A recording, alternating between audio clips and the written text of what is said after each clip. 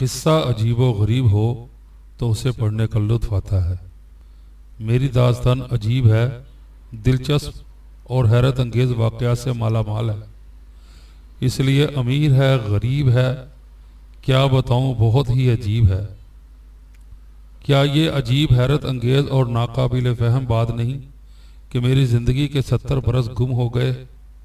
जी हाँ, एक दो लम्हे या एक दो बरस नहीं, पूरे 70 बरस। पूरे 70 बरस तक पता ना चला कि मैं कहाँ गया, मेरी ज़िंदगी कहाँ चली गई।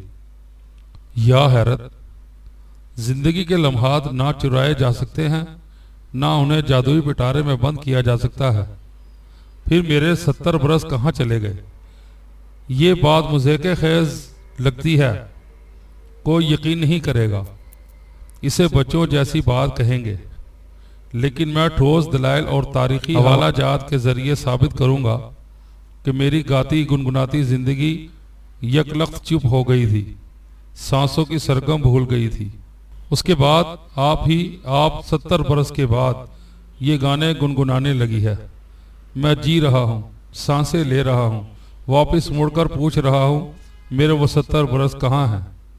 मैं अपने गुमशुदा बरसों का एक एक लम्हा भरपूर अंदाज में गुजारना चाहता हूँ। ये मेरा हक है, ये मेरी ज़िंदगी के 70 बरस हैं।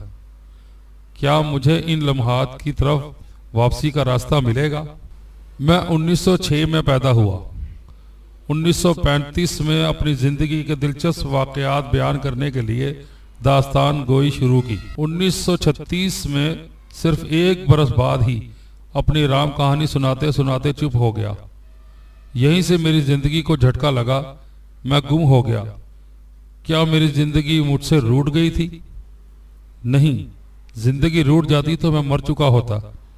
मैं तो जिंदा हूँ। ये 2006 है। ठीक 70 बरस के बाद मैं अपनी दास्तान के टूटे हुए सिरे को जोड़ रहा हूँ। मेरी ये रुदात 1935 के पसमानदा दौर से शुरू हो रही है। एक बरस के बाद ही अचानक ऐसे वाक़याती झटके पहुंचेंगे कि ये नए फितने जगाती हुई, नए हंगामे बर्पा करती हुई 2006 के जदीद दौर में पहुंच जाएगी। इस मुख्तसर सी तमहीद के बाद अपने हालात बयान कर रहा हूँ।